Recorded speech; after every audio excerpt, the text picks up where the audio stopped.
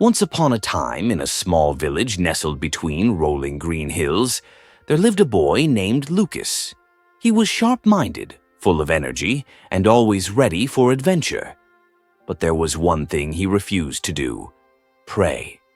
His mother often reminded him, "Lucas, prayer is how we talk to God. It's how we find strength and guidance in life." But he would groan and roll his eyes. "God already knows everything. Why do I have to keep repeating the same words?" No matter how much his mother encouraged him, Lucas saw prayer as nothing more than a chore, something his family did out of habit. It felt distant, boring, and pointless. He preferred running through the fields, climbing trees, and playing with friends.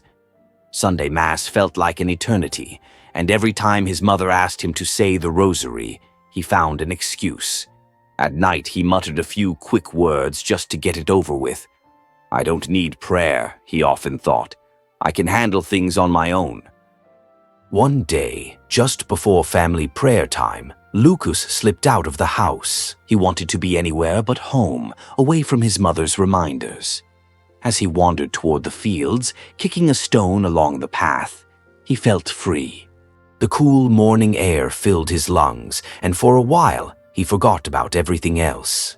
But as he walked, he lost track of time. The familiar fields soon gave way to unfamiliar trees, and before he knew it, he was standing at the edge of a dense forest. Nearby, a Catholic monk sat on a large rock. He wore a simple brown habit, and a wooden cross hung around his neck. His beard was neatly trimmed, and his kind eyes seemed to hold both wisdom and patience. Though his robe was worn, there was something dignified about him, as if he belonged to another time. The monk looked up and studied Lucas before speaking. "Strange to see a boy wandering the forest at this hour," he said. "Shouldn't you be at home? Isn't this the time for morning prayer in your village?" Lucas stiffened. "Yeah, it is." The monk raised an eyebrow. "Then why aren't you there?" Lucas hesitated, then sighed. "Because I hate praying." The monk didn't seem surprised. "Hate it? Why?" Lucas kicked at the dirt. "It's boring, the same words over and over. It doesn't change anything." The monk nodded slowly. "So, because you don't see instant results, you assume it's useless." Lucas crossed his arms. If prayer really worked, wouldn't people's problems disappear? Wouldn't everything be better? The monk chuckled. "Would you like to test it for yourself?" Lucas frowned. "Test what?" The monk didn't answer. Instead, he simply lifted a hand and pointed towards something behind Lucas. "Look over there." Lucas turned, and his breath caught.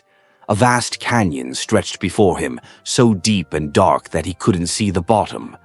The cliffs on either side were jagged, steep, and impossible to climb. There was no bridge, no path, just an empty, unpassable void. He stepped back in shock. Where did this come from? Then he noticed something across the canyon. A cave entrance glowed with golden light, as if treasure lay hidden within. His heart raced. "What's that?" The monk smiled. "A great treasure. If you can reach it, it's yours." Excitement surged through Lucas. "Really? What kind of treasure?" "Something more valuable than gold or silver," the monk said. "But first, you must cross the canyon." Lucas's excitement faded. He gestured toward the deep chasm. "But there's no way across." "There is one way," the monk said calmly. "You must pray." Lucas scoffed. "Prayer won't build a bridge." "Then the treasure will remain out of reach," the monk replied simply. Determined to prove him wrong, Lucas searched for another way. He walked along the edge, hoping to find a narrow crossing. He looked for vines to swing across. He even considered climbing down. But every attempt failed. Frustrated and exhausted, he finally sank to his knees. Maybe he should at least try.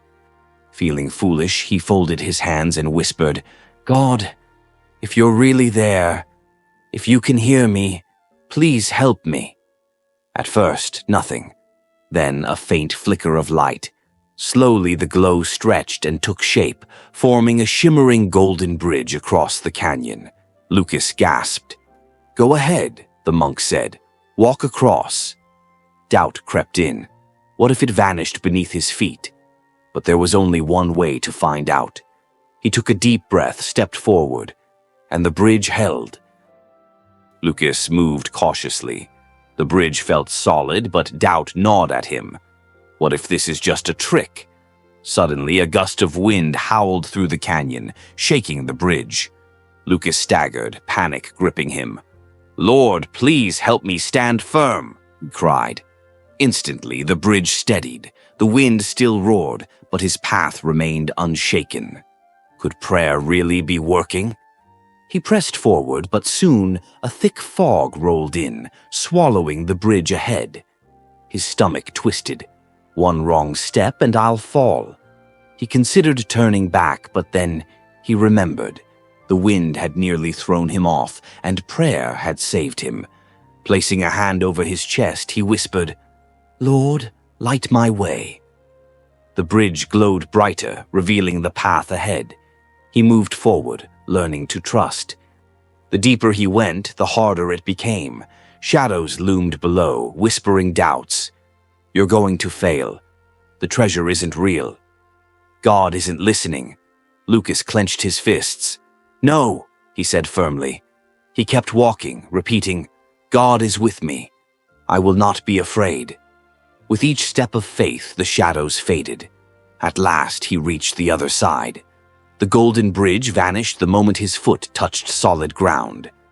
Now he stood before the cave. The treasure awaited. Lucas rushed inside, heart racing. But as he scanned the cave, his excitement turned to confusion. There was nothing. He searched every corner, ran his hands along the stone walls, checked behind rocks. Still nothing. Frustration boiled inside him. He had crossed an impossible bridge, faced dangers, prayed, trusted, and for what? Storming outside, he glared at the monk. "You lied to me," he shouted. "You said there was a treasure, but there's nothing here." The monk stepped forward and placed a gentle hand on Lucas's shoulder. And in that instant, everything changed. His worn face softened, his beard disappeared. His tattered robe turned into a brilliant white garment, glowing with a light too pure for this world. Lucas's breath caught. The monk was Jesus. "My child," Jesus said, "the treasure is not in the cave." Lucas's voice shook. "Then, where is it?" Jesus knelt before him, resting a hand over his heart. "It is inside of you." Tears burned in Lucas's eyes. He had spent his life avoiding prayer, doubting its purpose. But now, after everything, he understood. Prayer wasn't just empty words. It was the bridge that carried him forward. When Lucas returned home, he was no longer the boy who avoided prayer. He prayed each morning, went to Mass with a heart eager to worship, and when challenges arose, he didn't panic. He prayed. Years later, he became a priest, guiding others toward Christ. And whenever someone struggled with doubt, he would say, "With faith, no canyon is too wide. No obstacle is too great. If you trust in God, He will always build a bridge to carry you through." Because once, long ago, Lucas had stood at the edge of an impossible abyss, and through prayer he had walked across. Like Lucas, many of us see prayer as routine or unnecessary until we face a challenge too great to handle alone. This story reminds us that prayer is power. It connects us to God and strengthens us in times of weakness. Faith is a bridge. Without it, we remain stuck. But when we trust in God, He provides a way. Trials will come, but prayer helps us move forward, just as it did for Lucas. Remember, true treasure isn't found in gold or silver, but in a heart that believes. And when we choose faith, we will always find the strength to walk across the bridge God has built for us.